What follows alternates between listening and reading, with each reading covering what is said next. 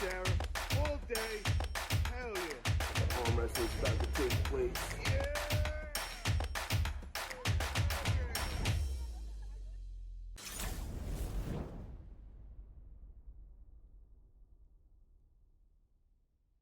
When did you first meet Terence? When did you run into him, and what was your first thoughts? I know you're probably sizing him up and all. Like, what was your first thoughts when you laid eyes on Terence? Can you tell us about that?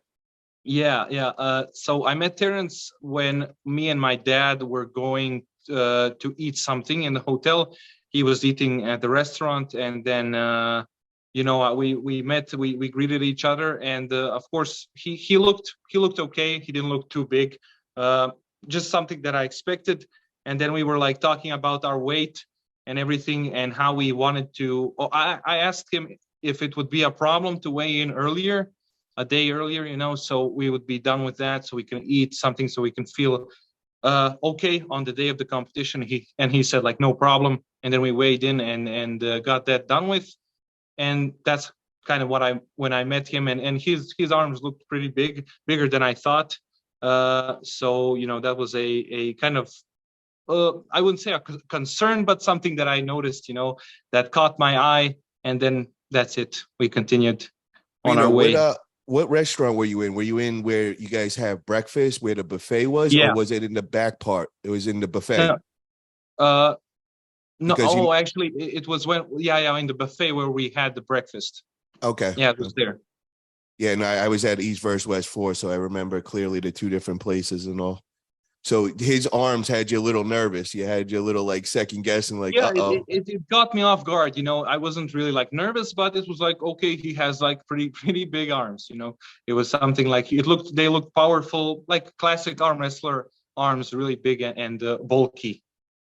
What weight did you weigh in? What was both of your weights that day before?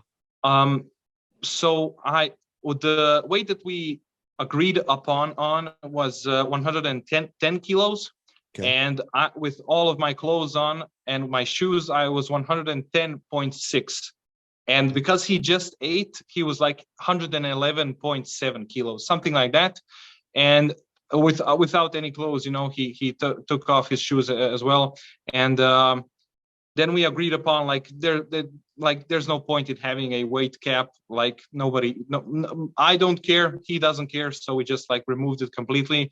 And Engin told us as well, so that he's going to put us in the 115 kilo class, so it's better like that. There was just no point in a weight cap, because we were so similar in weight. I'm sure when you first said to him, when you ran into him, like, yo, let's just weigh in tonight, I bet you he was so happy, because he knew he probably had to cut a bunch more weight otherwise. For sure. Yeah, I think so as well. Yeah, even though he was like sitting on a comfortable 110.5, somewhere like that, at least that's what he told me. I wasn't, and I had to like really not eat anything for like a week, or really like tiny amounts of food. So I was relieved that would be done as soon as possible, Now, when you were there in Turkey, did you find food that you're accustomed to, that you were able to eat and that you were used to? Of course. No, I don't even need to be accustomed to the food. I just eat whatever they have. I never have problem with like food. Wherever I go, I can always find something to eat.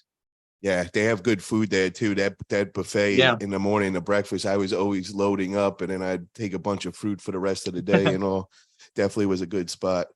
So, okay, now we fast forward to the day of competition, and I know you guys do it late at night there. So you wake up Saturday. What's going through your head? Are you nervous? Have your nerves kicked in? Are you still confident and calm? Where are you at Saturday morning? Well, I was really well rested.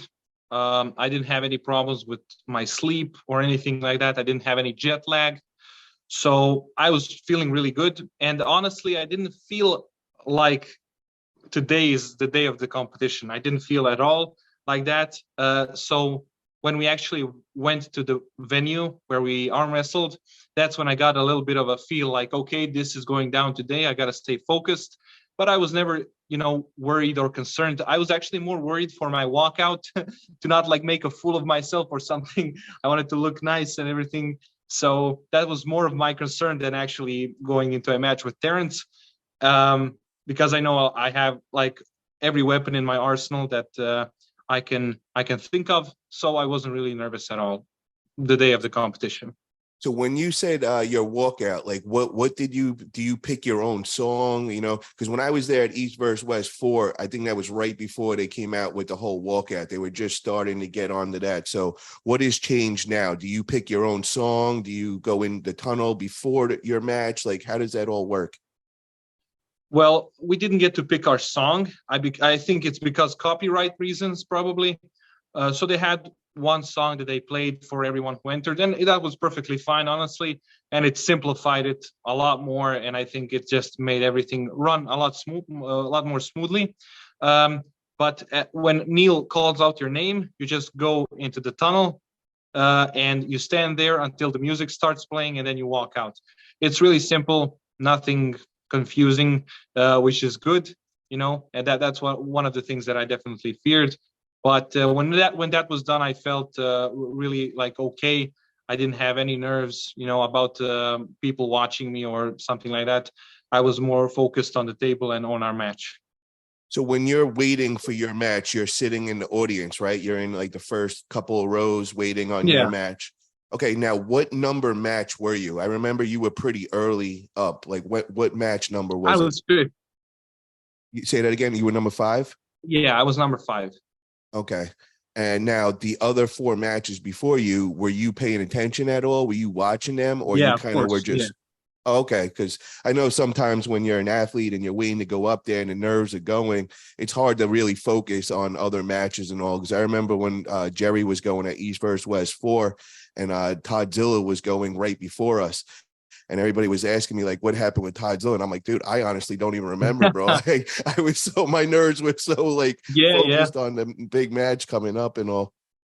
All right. So now match 5. So match 4 just completed. Neil Pickup goes on and he calls you into the tunnel. What happens? Do you get nervous? Do the butterflies kick in yet, bro? Like. Yeah, of course. Even before, you know, you have the anticipation of, you know, you being called out, and that's when the butterflies start. You get a bit nervous. But as I said, like when I walked out, everything just went away immediately, and I felt, you know, right at home. I know what's going on. I'm fully in control. I'm not nervous at all. This is something that I've gone through and been through 1,000 times, and you know, it felt no different here. So I was just, you know, ready and really focused on the match.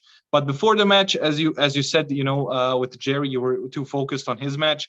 Like I never really had problems with that. I can just like flip a switch in a second and be really focused on the thing that I want to do. So I was just enjoying the show until I actually had to go up on the stage to really like stay focused.